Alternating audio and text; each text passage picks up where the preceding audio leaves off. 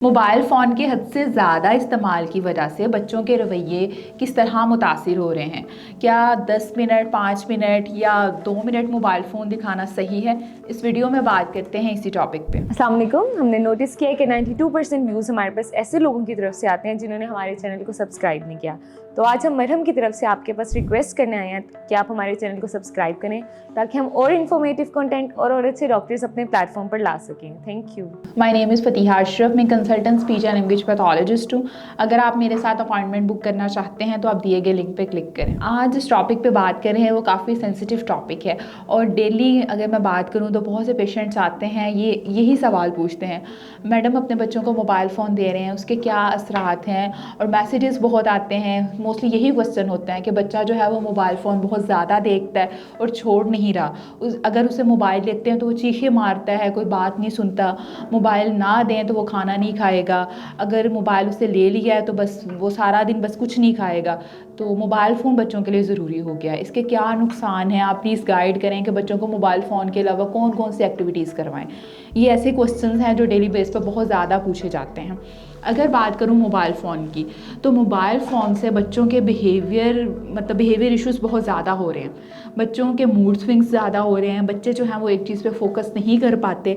कुछ पेरेंट्स आते हैं, वो कहते हैं कि मोबाइल फ़ोन इसलिए दिया जाता है कि बच्चे इंग्लिश सीख रहे हैं। बच्चों को अगर मोबाइल फ़ोन जो है वो सिर्फ एक रिस्पेक्टिव डिवाइस है।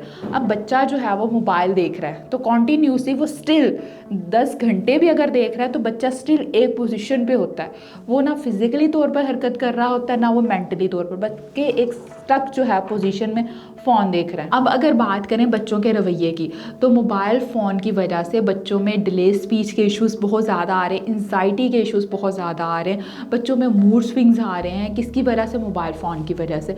और जो बच्चे मोबाइल फ़ोन के एडिक्शन में होती है उन्हें गेम्स की भी होती है। बच्चे जो है अगर मोबाइल फ़ोन की एडिक्शन तो है ही, साथ अगर वीडियो गेम की भी एडिक्शन है तो उससे बच्चों के एग्रेशन आ जाता है। बच्चे जो है वो बात नहीं सुनते, वो यही कहते हैं कि बस हमारे लिए मोबाइल फ़ोन हो। इसीलिए बच्चों से मोबाइल फ़ोन की बजाय उन्हें एक प्ले थेरेपी की तरफ लेके आए, उन्हें डेली की एक्टिविटी में बिज़ी रखें। मोबाइल फ़ोन जो है वो बच्चों के लिए सिर्फ नुकसान का बायस है। अक्सर मदर कहती हैं कि मैं जॉब करती हूँ और मेरा बेटा सिर्फ 5 मिनट मोबाइल देखता है।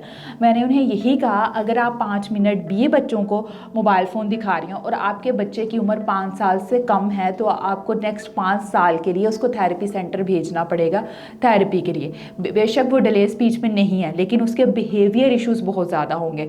वो ज़िद करेगा, वो एग्रेशन शो करेगा, वो बात नहीं मानेगा, वो चीज़ों पे फोकस नहीं करेगा, उसके ग्रेड्स कम आएंगे, वो उसकी लिसनिंग पावर अच्छी नहीं होगी। किसकी वजह से? मोबाइल फ़ोन की वजह से।